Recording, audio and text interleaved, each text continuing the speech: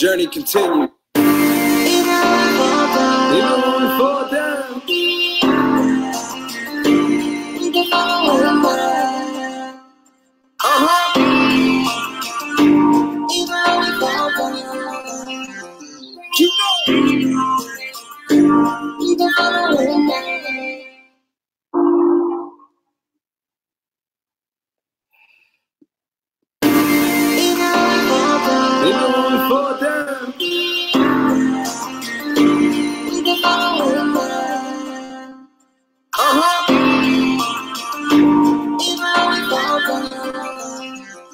You know.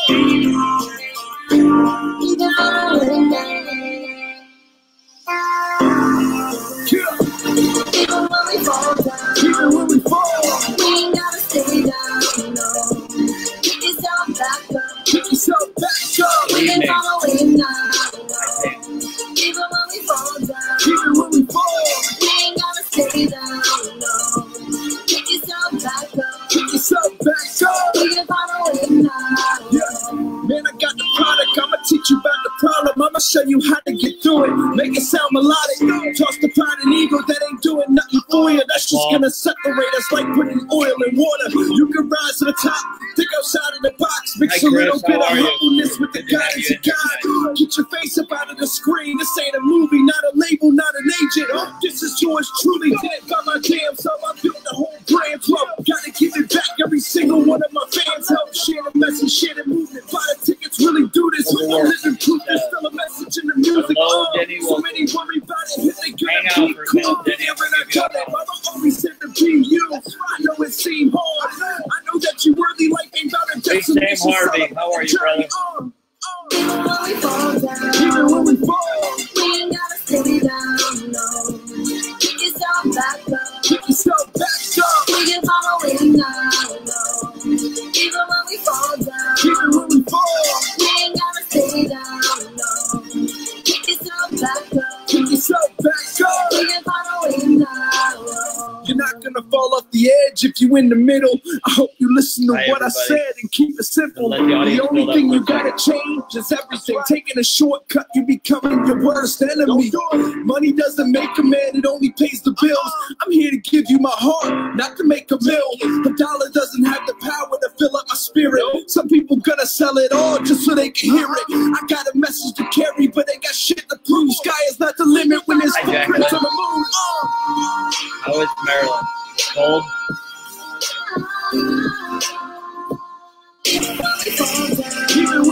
Hi, Michelle. How are you? Good to see you in here.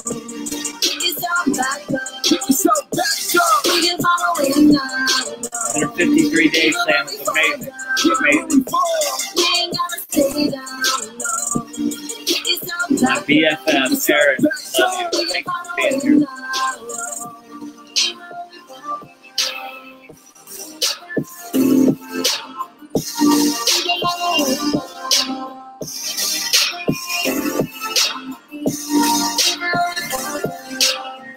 Hi, Shannon. How are you? Please, everybody, share this.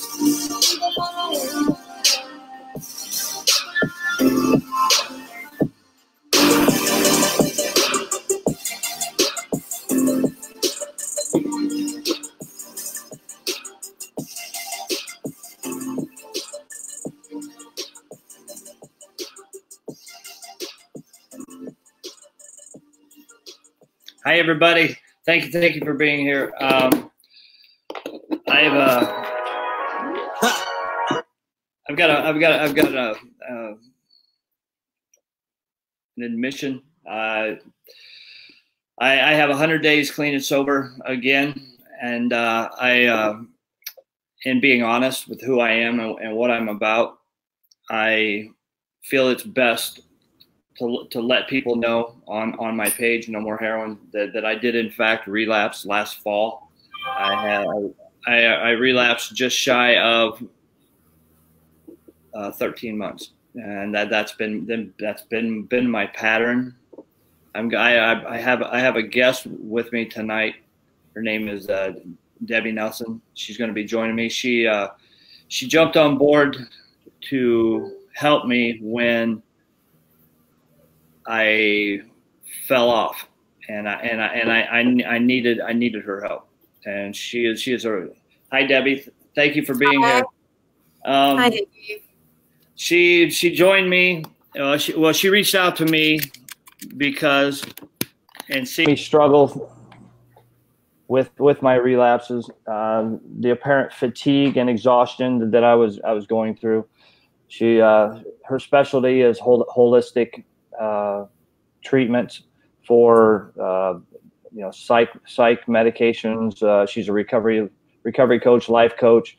She has a forte of many different things, and she wanted to jump on board to help me get my life in order, to get my health in order, to go through the last year of my life. The last time I had to do a video like this was the fall of 2017 when I relapsed. Elder Denny Wilson from Akron, Ohio. He is the CEO and founder of FI Community Housing. He gave me a safe place after my relapse to get myself together and regroup, and I'll be forever grateful for that. And I also did a full disclosure video at that time too, just to let people know where I was. And the whole point in doing a video of this nature is to give people hope. I'm not a recovery guru. I don't claim to have all the answers. I help a lot of people, and I make I'm consistently making choices to help other people, and I always put my self-care on the back burner. And so to avoid those pitfalls for other people, I think it's best for me to go through and go in chronological order, the events that led me up to my relapse and what I've done to this point. And I want you to know right now that I am in no way glamorizing relapse. I'm not saying that relapse is an option for anybody, and it never should be. But if you find yourself in that position, there is a way to get out of it, and the sooner the better, because once I made that choice to relapse, I hated myself. I hated myself almost immediately because I didn't fight a little harder and this and that.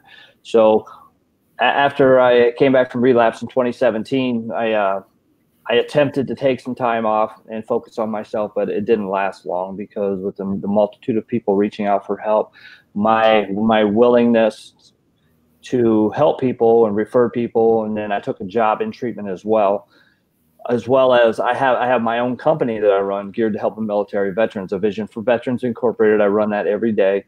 I was doing social media work. I was doing treatment work. I was traveling every weekend, sometimes twice a week to different events, promoting events. I was promoting music videos. I was social managing multiple people's Facebook pages to help them grow their pages and whatnot, plus taking on coursework, online coursework.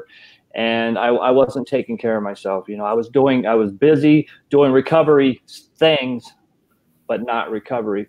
And in February of last year, I'm a disabled veteran from the Navy, the Persian Gulf era, and I suffer from PTSD and bipolar disorder, anxiety, and with the bipolar comes the depression.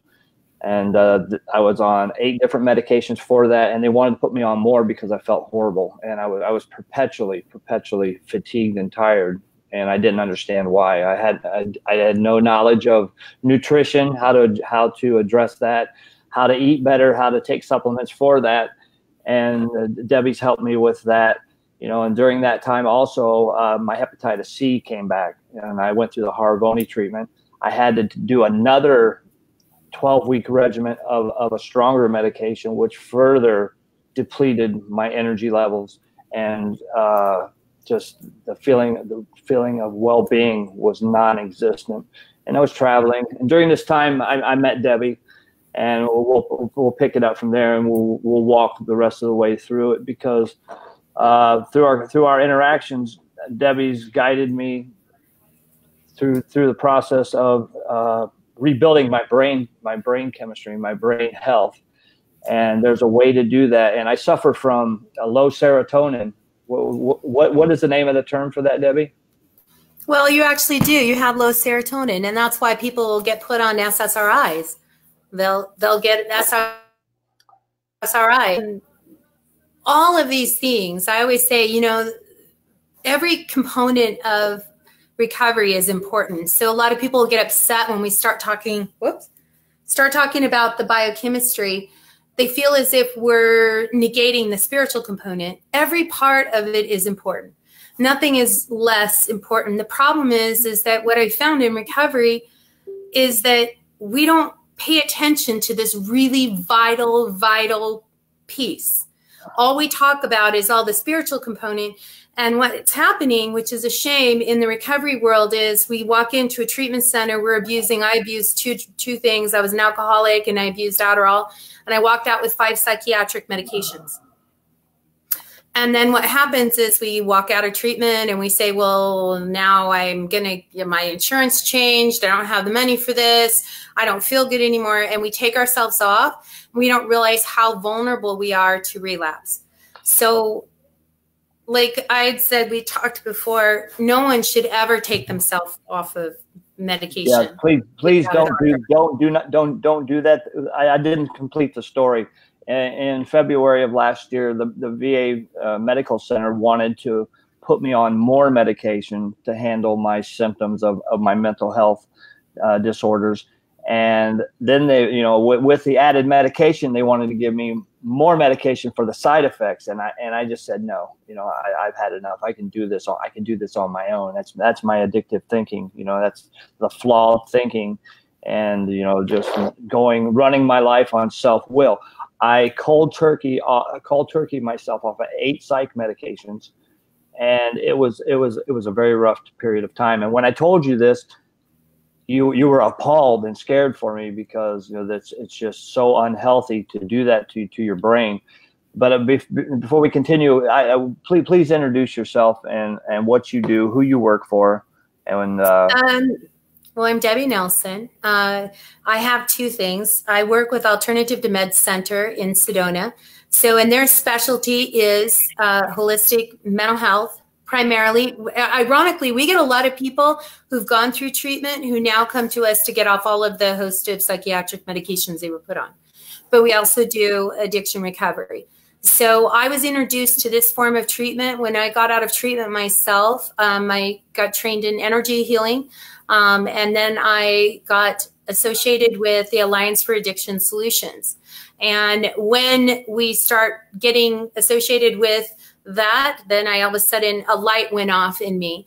I feel better now. I tell people I'm 52 years old. If someone had told me I could sleep normally without sleeping medication, if I could exist during the day and feel as good as what I felt, now, it's not a process that happens overnight. So I help people walk through what that looks like nutritionally, what that can do with supplements, and, you know, every part of recovery. So there isn't one part that's not as important. A lot of people will feel as if you're attacking the validity of 12-step, and that's not at all what we're saying. But what we're saying is that a big piece that keeps on getting ignored is the biochemistry, which is, we talk about it being a disease of the brain, and yet ironically we do nothing to rectify that short of more medication.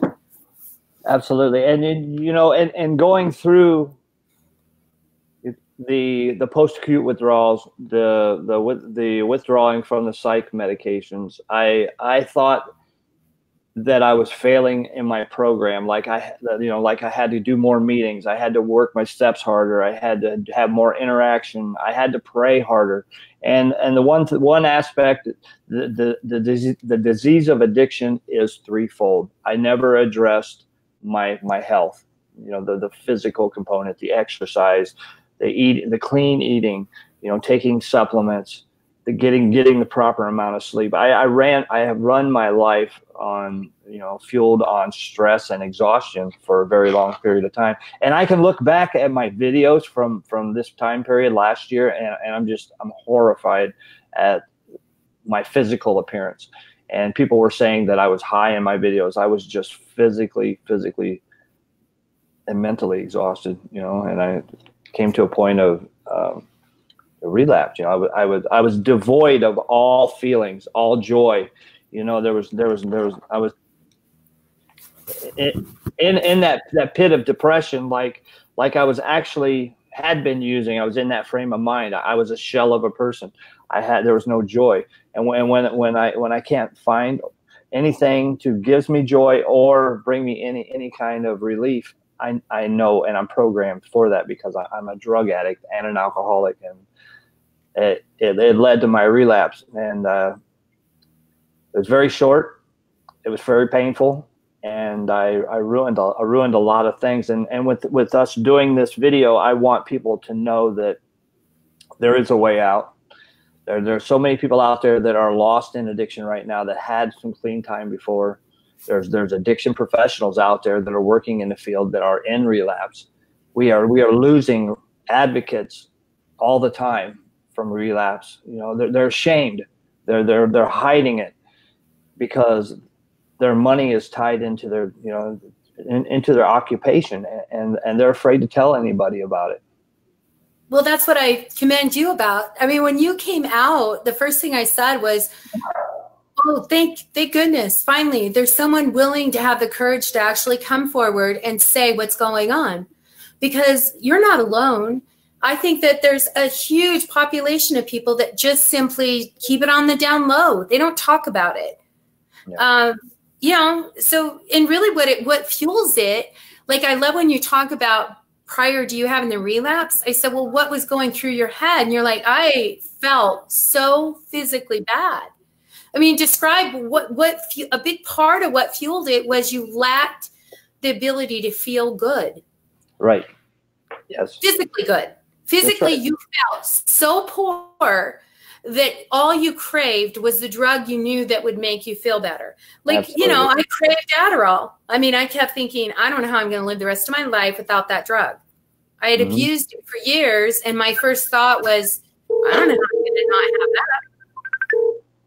Sorry. That's all right. So, so I think some of the best things is when you first, I mean, when we first met in, I was out for the Alliance for Addiction Solutions. I'd gone out for one of our 4-day teaching seminars. And I think, you know, that was the first time. I remember when you first met, I think that like the light bulb went off and you started going, this is something I've never done. Right. And I think you were searching at that point. The problem is you weren't willing to give up all the other, like you said, the lifestyle of being super over busy, or, you know, you were searching for something. I switched one addiction for another. You know, I switched from drugs and alcohol, that feel good of that, to helping people, the feel good associated with that. But when, just like in using drugs, the joy goes away if there's no balance in your life. You know, like I said, I thought I would, you know, I was disconnected. You know, I felt nothing from God. You know, I was physically disconnected from people. I was emotionally disconnected from people in my relationships. You know, I was spiritually disconnected from my higher power, devoid of all feelings and emotions, like I had been chemically lobotomized, like I felt when I was in my addiction. And I was miserable, absolutely miserable. And you introduced me to amino acids. Now when someone hears the term amino acids, what should they think of? Well, I always say it's just holistic medicine. It's therapeutic doses of food. So what we eat nowadays, what we consume, is so devoid of any nutrients that we really need, our brain needs. The truth is, if we're not eating organic, if we're not eating clean and pure, and we're not eating quality, good food, guess what? Your brain isn't going to be operating optimally. So first off, you know, giving the amino acids, it also has to be backed up like you're eating healthy. But really, amino acids are derived from our food. That's what it is. I mean, that's what supplements are. But we're giving you therapeutic doses because, let's face it, we've abused drugs or alcohol, or maybe you just need it, quite honestly. Like if you have mental health issues or depression inclinations or sleep issues, you may need therapeutic doses. I myself still take, you know, amino acids all the time. I mean, that's how I live my life. Like I said, I feel amazing. I was introduced to them. The lady that we're going to have on next week is the professor that I was instructed and taught underneath. She's brilliant.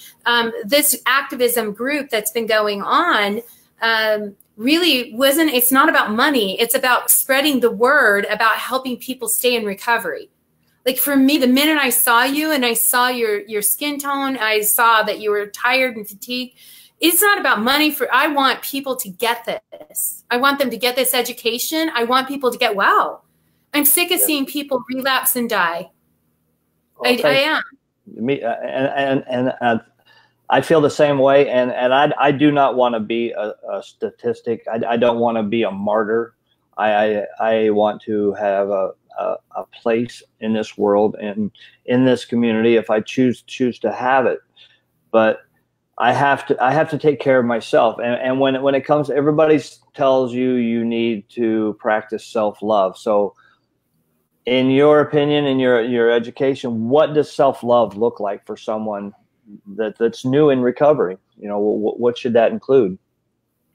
I think the basis of self-love, beyond the obvious, whether or not it's also taking care of our physical body, it's taking care of our emotional, it's taking care of everything. And even now as a professional, and when I'm sitting around a think tank of people, we start our meeting with, what are you doing to take care of yourself? Which, like you, I can get so wrapped up in my activism and what I want to do that I have to sit and think about, what is it I need to do to take care of myself? Am I getting enough sleep? Am I eating what I need to be eating? Am I drinking the water that I need to be drinking? Am I taking my supplements? Am I doing my prayers? Am I doing my spiritual? Am I meeting with sponsors? These are all the different things that are imperative. So self-love to me means taking care of myself, not ignoring myself and paying attention to everybody else. And that's what happens. Like you said, we shift. Immediately, I mean, I'm a mother of 5 children. So immediately I shifted from that to, I need to take care of all these other people. And I had to start with getting myself well. Like I can't talk to anybody else on a very authentic level if I don't do it myself. And like the wonderful thing, like as you would share live feeds or you would Snapchat with us and show us the pictures of what you were eating, I knew you were getting it. You were getting that you were taking care of yourself. Like you took off your plate things. You said, I'm not going to do certain things. I can't do everything. You know, so for me, self-love really had to do with really starting to learn what it looked like to take care of myself and prioritize. That was the other thing. My favorite thing to say was, I hear this from people with addiction all the time. I don't have the money for supplements. And they're sitting across from me with the Jimmy John sub and a drink. And I'm like, no, it's just not a priority. It's not a priority. You know, if it's a priority, you'll make sure that you're eating organic. You're going to make sure you're eating healthy. So making sure of that. So I don't know, what's your antidote for self-love? I want to hear it. Yeah, well, I'm learning as I go. You know, I have to do the things I enjoy. I have to say no when I don't want to say no. I have to pray. I have to do my recovery program. I have to make money. I have to, my job, my veterans company is my priority. I had to take things off of my plate. I stopped managing social media pages. I stopped interacting as much as I was. I quit my job in treatment. Right. And I have to say that you know, I'm very grateful for the center that I work for and the outreach team for treatment alternatives, because when I relapsed, my boss put me into detox, even though I didn't feel like I needed it. It was what I needed. You know, I wasn't suffering. I wasn't going to be suffering from withdrawal, but I needed that safe place to get away, and just sit for 5 days and do nothing but regroup myself, take vitamins, drink water again, and get my head right. You know, that was an important component. So I'm very grateful for them. And you know, self-love, it is about saying no to people. you know, when you don't want to, and if you're asked to do something, think about it. Don't impulsively say, yeah, I'll do that, you know, because life gets really busy. And when you put things in motion, they tend to go different directions on us, and it takes a lot of energy to interact with people. And you know, No More Heroin is a 501c3 now. I'm building that, and I'm grateful for life today. You know, I find joy in the smallest things. You know, watching the sunrise go down, the sun sets. You know, enjoying actual personal interactions with people that I didn't take time to do before. You know, right. You know, and get away from. You know what I think of saying no is, remember we did that hike in Sedona with that guru that wanted to bring us to the top of the rock. So there's this guru in Sedona, and his quest is to get as many people to the top of Bell Rock. Oh crap! I lost her for a second. Hold on. Okay, are you there? Yeah, we're back. Go ahead. Okay, so the guru in Sedona on Bell Rock, and someone says, you got to do this. And I said, well, you know, I hike, and but I'm not that in shape. And, you know, Higgy's like, I'll do it. And I said, no. And the guy says, look, I brought pregnant women up there, remember? Yeah. So we start going on this hike, and we hit one round, and I mean, I'm looking down the edge, and I said, I don't think I want to do this. So I'm not going to do this. It was treacherous. It was treacherous. Yes. And slippery. Yes. And Higgy's like, it's okay, Deb, you can do it. And then the guy says, just don't look down. Run up the rock, but you don't want to fall down. Remember he said that? Yeah. So then we get to the first treacherous thing. And I remember at that point saying, I'm not going to have someone tell me that I'm not going to do something that could hurt me. Like, I know what's good for me. So I looked at the guy and I said, no, I'm not going to go any further. And he got mad. And remember, you went further. You went a little bit further up than what I did. Then I had to figure out how the hell to get back down to the car because we were on some weird trail. I had to stop because the thing in my head was, if I get stuck up there, it's going to cost me $40,000 to get airlifted off the top of this mountain. All I envisioned was not coming down off the mountain other than in a basket. So that's a part where it's like, we all know what's good for us. And so at what point, like, if you have to say no, whether or not it's embarrassing, whether or not there's peer pressure, whether or not you feel like you should be doing something, you have the right to be able to say no. You know, I don't care. I don't want to do this. Absolutely. You know, but I think, you know, that was a perfect like metaphor for our trek of learning what to say yes and no to. You know, I'm not going to do that. I'm not going to do it. So some of the most simplistic things, like I went living up in Sedona now, I live there part-time. I say no to cell phones at nighttime. I turn off my phone because I'm on the phone all the time. Right. And so I have it dark. And I don't have internet. I don't sit and I don't do, and I sit on my back patio, and that's my prayer time. That's my meditation time. That's my grounding time. So I think, you know, each person, you know, it's like saying no to your work, saying no to spouses, loved ones, whatever, because if you don't take care of yourself, you know, Absolutely. It's not going to work. So you take a lot of stock in meditations, and those videos you sent me with the how do you describe those with the videos with the sounds? I'm a huge believer. Early in my recovery, I discovered them and learned about isochronic tones and binaural beat meditations and subliminal.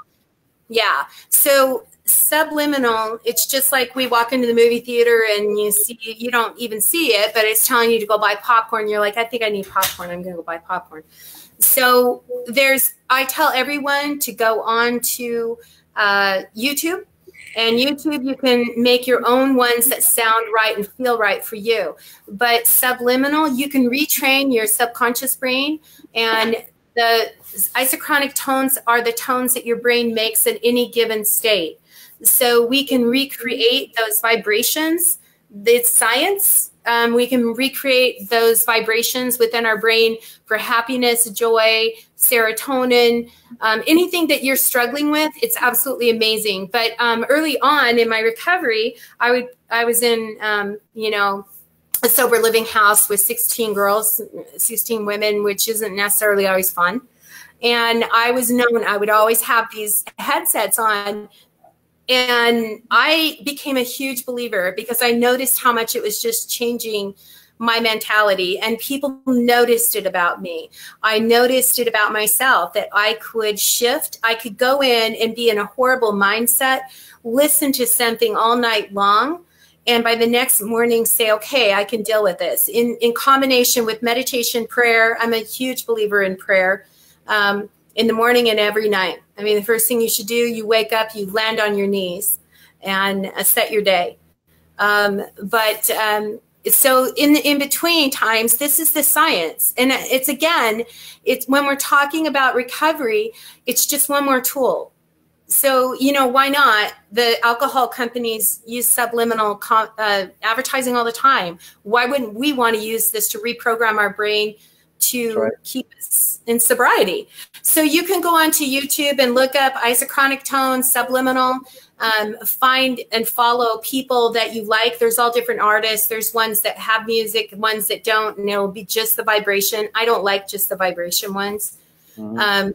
But I don't know. I've sent you several. Some people, they have to find one that they like, that they can listen to.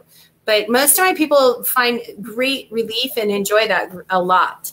Mm-hmm. So it really helps. So for anybody out there that doesn't know what the low serotonin syndrome is, or whatever the correct term is, what are the symptoms to having low serotonin, and what can we do to raise the dopamine in our brain to get our energy levels up again? Well, dopamine is very different than serotonin. So when we're talking serotonin is related to when you hear people frequently that say that they're low in serotonin, it's very conducive that if they've been on antidepressants, many people, it's always associated also with a lack of sleep. You know, people who can't sleep, they're restless, or when you do wake up, it's like it wouldn't really matter. You don't really have a lot of joy or zest or enthusiasm about life. Dopamine, you can always tell people who were really big into, you know, craving dopamine within their life. They were the people that are, you know, had meth, Adderall, those sort of things. Yes, I sleep. I was just reading someone's quote there that they listen to delta waves. So that was great. They pass out. That's my buddy J.D. Strubing from Hicksville, Ohio, my hometown. Oh, really? Okay. Yeah. So really what we do is we start out doing a very basic assessment, and you've done it several times, and we do it and we scale people on the scale of 1 to 10. Matter of fact, what we should do next week, when Christina is on, we will put up those assessments and people would be able to take that assessment and you'll be able to see what that looks like for you. And it comes down to that when someone is low in serotonin, if they're low in catecholamines, if they're low in GABA, if they're low. Now, the other thing that's interesting is that within the addiction community, tests have been done and there's been studies, 96% of the population, it's probably even higher than that, have blood sugar relations. So we hear this all the time because, you know, you're not supposed to go hungry. The problem is in recovery, everyone's running around drinking rock stars and eating large amounts of sugar. So we're not eating the right kinds of things in order to balance out our blood sugar. So one of the best things that people can be doing is making sure they're eating quality protein every 4 hours. But in order to get like a proper assessment done, you need someone who can do that. You score it through there. You're able to see whether or not you're low in serotonin, whether or not, you know, and don't be surprised, like you were low on everything. Everything. my brain chemistry was depleted of everything. Right. I had zero energy to get out of bed, and it wasn't changing, you know. So, and I was drinking a lot of Rockstar, a lot of coffee, dietary supplements, just to be able to function and move. And I create with me stopping my psych medications, you know, suddenly, like I did, it threw my brain chemistry out of kilter, and I was started spiraling, you know, up, down, depression, you know.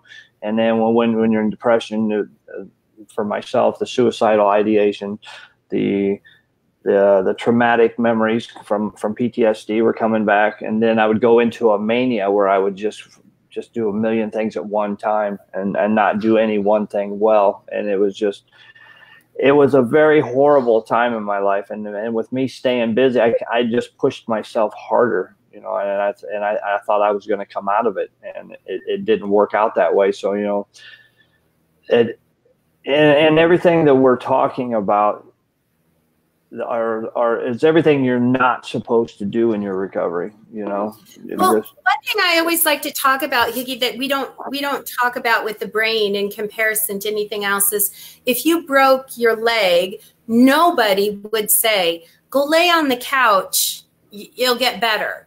Of course it's going to get better. You may never walk or run again. Rub a little dirt on it. It'll be okay. So our brain's no different. We've injured our brains by using and abusing things. Yeah. And then the bottom line is what we're introducing to heal it. Some people, there's a place for medication. The problem is that most people are so starved, nutritionally speaking, that their brain function isn't anywhere close to being able to function again. So that's why they put you on those large doses of all those different medications. Now, what do you notice differently now, taking supplements and eating right? Well, my energy level is back. I have focus. My sleeping is getting better. You know, I've never been able to sleep well. And I can honestly say that with feeling better about, you know, my situation and the energy level, my focus, I'm making better decisions.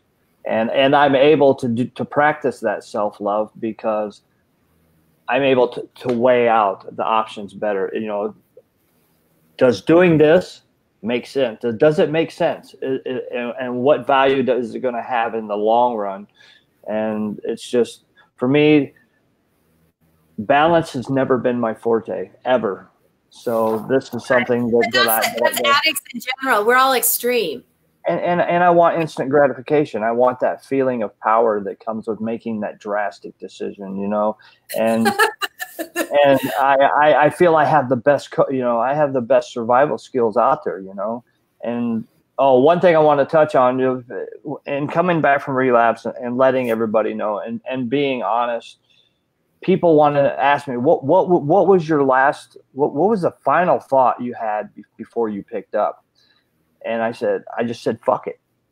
And I thought that was my answer for the longest time. And I've been playing that over and over in my head. What was my final thought? Well, it was fuck it, but there was more to it.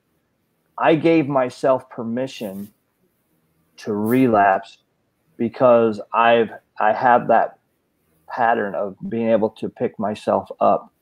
I believe the lie that I have another recovery in me, and that's not the case. That's not the case for so many people. When I went to detox, in my 5 days of using, I had straight fentanyl. It was in the crack cocaine that I was smoking, the heroin that I was using, and it was Russian roulette. And I am so regretful and so still filled with shame. I'm to the acceptance point that, you know, it is what it is. I don't want to find myself there again. And I'm taking measures like this to ensure that I don't, because there's a lot of things that I was missing in my program. And being physically and mentally exhausted, it's hard to work a good program and be focused and be attentive and be active, or even have the energy to really engage with people. when you need that connection and a fellowship and other people and that human interaction, I wasn't able to feel it. So through the use of all the, I've been taking high quantities of amino acids of different kinds. I've been eating clean. I've taken gluten totally out of my diet.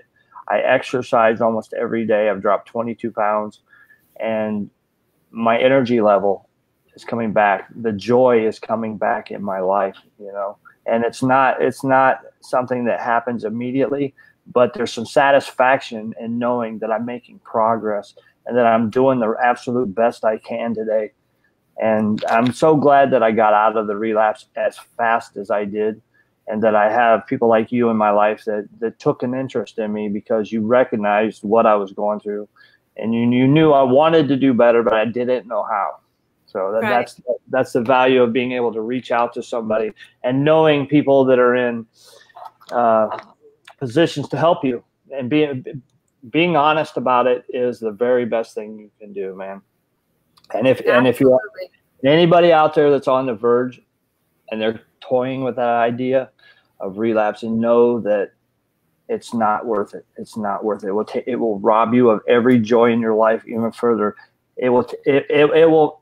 The pain that you feel in relapse will make that temporary pain that you're going through now seem so minute. I mean, it's such a horrible, horrible thing. And I lost a lot of friends and support through this because people are tired of seeing me relapse. They don't want to watch me kill myself. I don't want that to happen to me. Like I said, I don't want to be a victim. I don't want to be a martyr. So I choose to stand up and talk about my struggles in a transparent way so that somebody else can get a benefit to know that, hey, it didn't work out for him so well. And there's people dying all around us. You know, the relapse should never be an option for anybody, no matter what you're going through, because the relief we're looking for in that moment doesn't come. If it does, it's very, very brief and fleeting. And then you trigger that allergy, that mental obsession starts, and then everything else goes by the wayside. Those blinders go up because all you want is more drugs, more alcohol, whatever. Doing anything, stepping on anybody to get what you need. And if you're an addict, alcoholic like me, you change like Jekyll and Hyde. I'm not a nice person.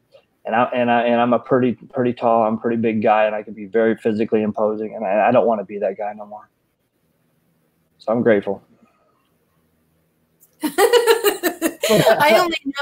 I know that the sweet, kind guy that I have in front of me. I know that when you went through the relapse, I could feel that there was a shift in you. I could see there was a shift, but I love that you're so transparent.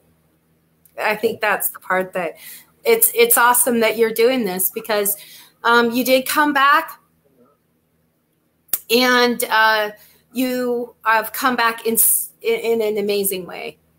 And I think your message is so authentic, and you're so true, and you're so transparent with all of this.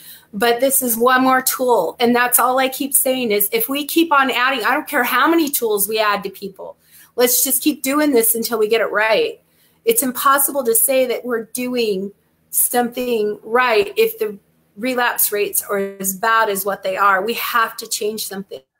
We have to change it. We have to stop judging each other. You know, right? People. I mean, long-term recovery doesn't equate to happy, joyous, and free people. You know, it's right. things you do to add value to your recovery. There's some long-term recovery people out there that are adding to the stigma by shaming people.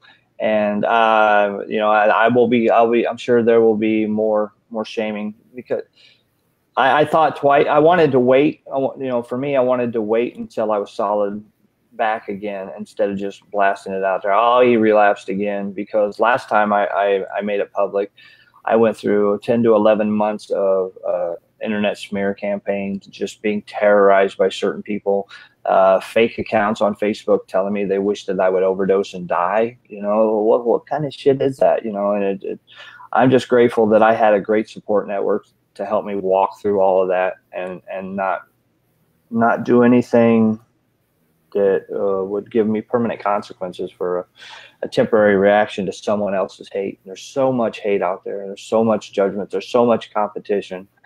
You know, everybody wants to be the recovery guru. They want to have their faces made into memes, and they want followers, and you know, it's so short lived, and it's so sick in a way that I just want to see my people stay well. I want to see anybody that I associate with, they're happy and they're well.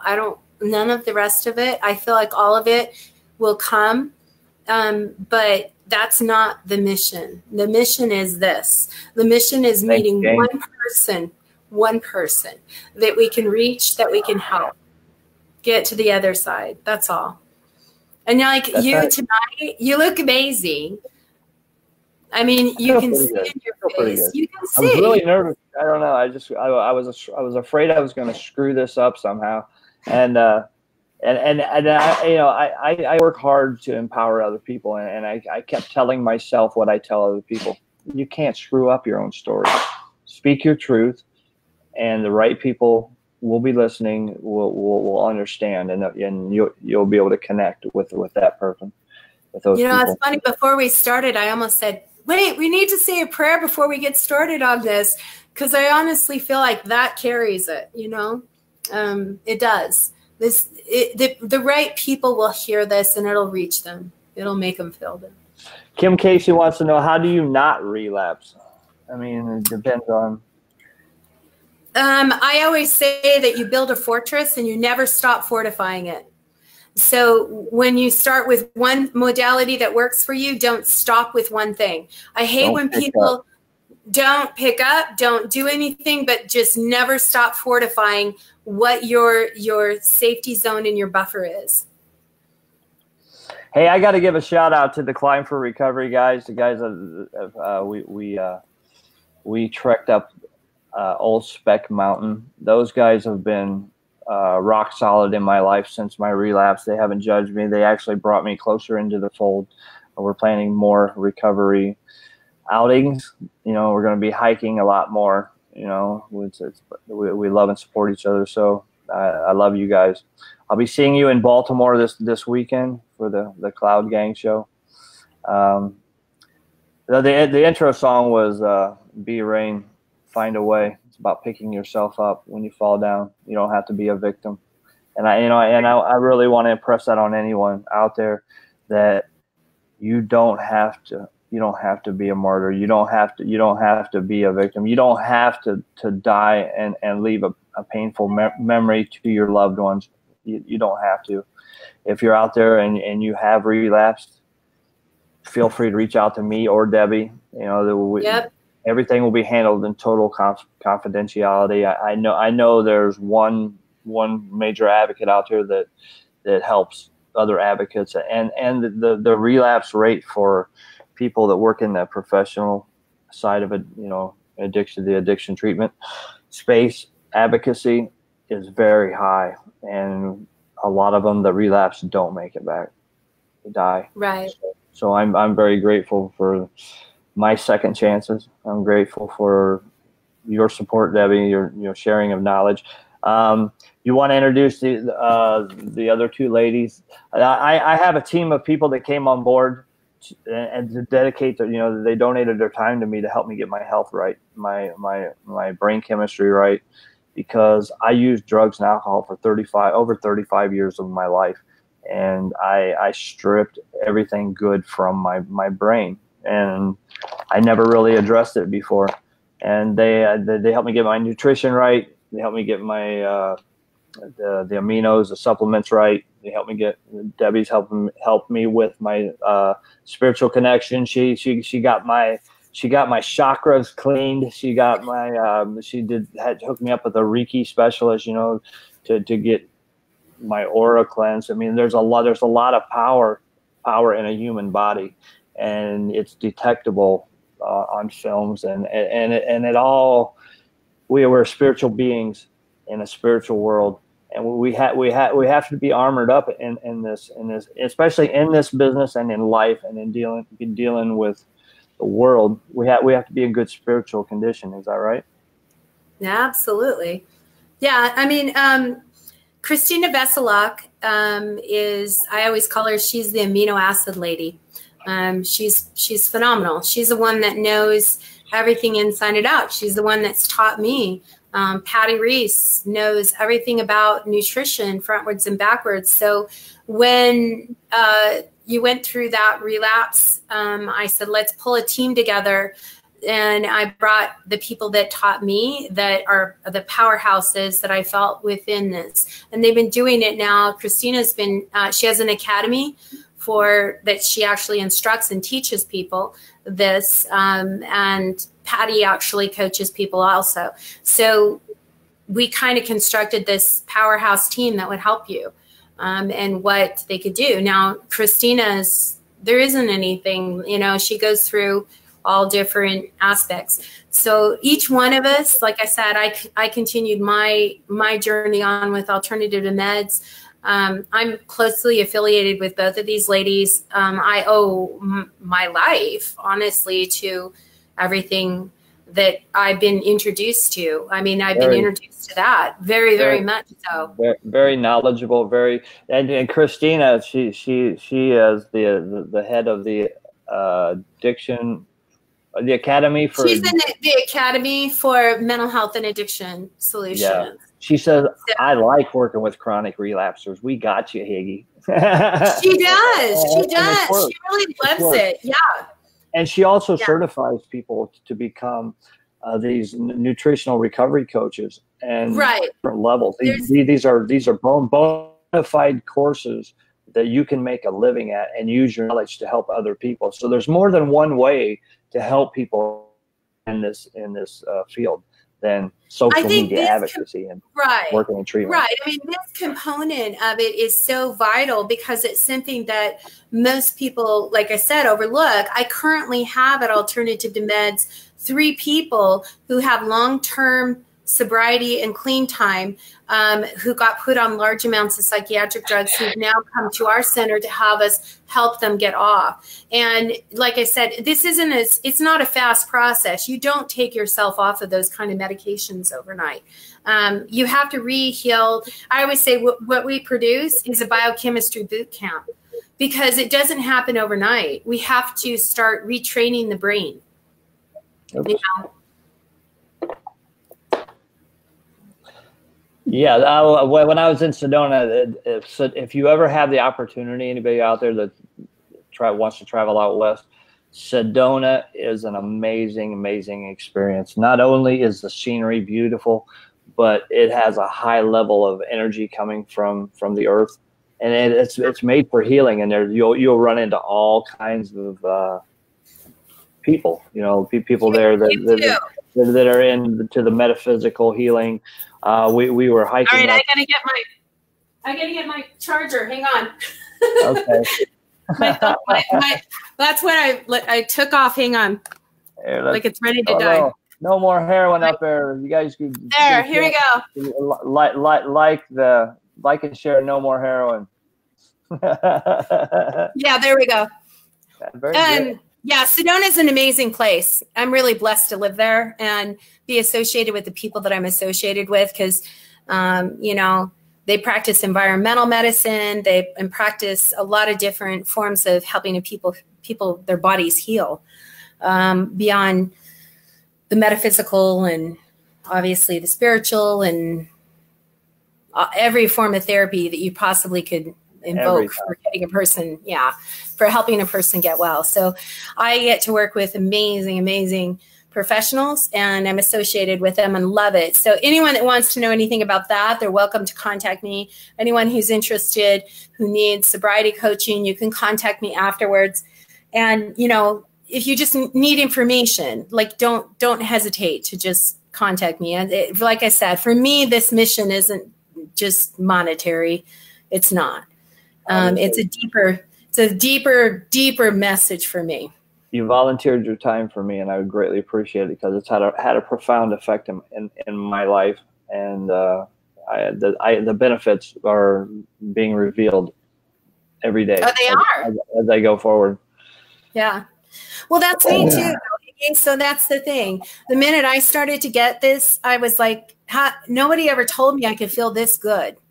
You see that? You know? How much experience do you have, Debbie? I've been doing this now for 2 years. So I've been in recovery for 5 years. And right after I got out of recovery, I became trained as in energy work. So then I got. What does that entail? Well, what do you mean by energy work?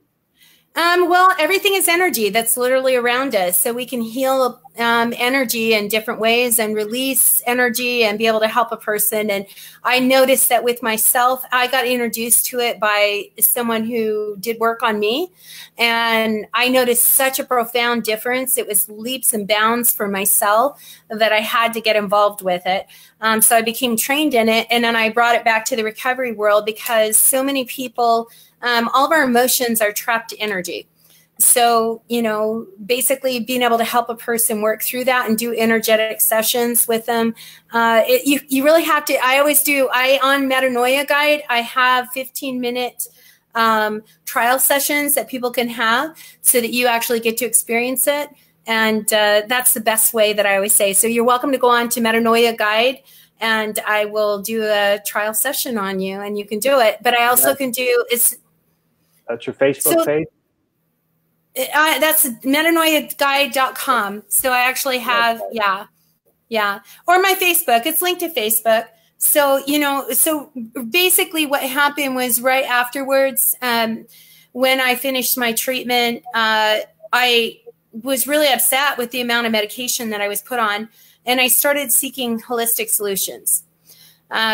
So I had to find something different that was going to work for me. And that's when I started one step after another. And then I started, you know, a lot of different avenues of healing for my own well-being. And that's whenever I started saying, you know what, things have to get, you know, shared. We need to start on, you know. So I started Addiction Recovery Revolution. It was all revolutionary things. You might have seen my webinar that was out hitting the internet. I was, you know, promoting other forms of healing, anything from music to, you know, anything that music to meditation to holistic things. And that's how I met the Alliance for Addiction Solutions. And got connected with them. And then once I was trained with that, that was the physical component that I was missing within my life. And once I had that, I was like, no, I've got the whole package now. Now I feel like I have a little bit of, I have everything that I personally need. But I'm not done. Like I said, I keep on working on this. So for me, it's very important. Yeah. I'm on fire. Like for me, you won't hear anybody that just, I want everyone to feel as good as I feel, physically, emotionally, you know, in my life. And I certainly, it wasn't like I came back to a bed of roses. I mean, I had to come back and had my own recovery mess to work through. As we all do, as we all do. So next Tuesday, please join us. There'll be myself, Debbie, Christina Veselak, and Patty Reese. They are my team that's helped me put my physical part of my recovery back together, as well as help me get my energy level up, get my brain chemistry back to where it should be. It's better than it ever has been before, and the benefits are phenomenal for me right now. So I'm glad I stuck with it. I'm grateful that you reached out to me and made it make sense to me. Yeah. Well, it doesn't happen overnight. Again, this isn't quick fix. When we're talking nutrition and nutritional therapy, it can be. We can notice differences, but oftentimes our brain is just like anything else in our body. It has to heal. And when we've abused it, it has to heal. So you look good. I'm so proud of you. Well, thank you very much. Thank you for your help, and thank you for, you know, being my friend. And yeah. Always telling me the truth when I needed it, and that's priceless to me. I will be up in Arizona to see you again, probably in April. When's Damien's shindig out there? Let's see. The hope for he's going to be, yes, it's March. It's not April. So it'd be great if you could make it out for it. Yeah, I told him that I would come out for that. I would love to be there for that. I've made some really good friends in my life that I like to keep in my life. And thank you for being my friend. Thank you for jumping on here with me. Sharing some of your knowledge. We're going to be getting into a full-on conversation of how to create balance in your life and your recovery. We're talking about more about brain chemistry, more about low serotonin, how to improve your dopamine, how to get more joy in your life, how to increase your energy level, how to increase your focus, and how to eat right. They've covered all the bases, and they're three very powerful women with a lot of knowledge. So please tune in next Tuesday for that. Thank you guys for tuning in. Thank you for allowing me to divulge my secrets to you without any judgment. I appreciate you. I love you all. I plan on being here for a long time to come. So thank you, Miss Debbie. Thank you, Higgy, for letting me be on, and congratulations. This is going to be even better next year. We're going to have a celebration each time. We have to get on and broadcast because you're doing it, man. I am. I think I'm going to stick around for a while. Yeah, I think so. All right. Well, I'll see you next Tuesday. All right, guys. Thanks everybody for tuning in. Good night, Debbie.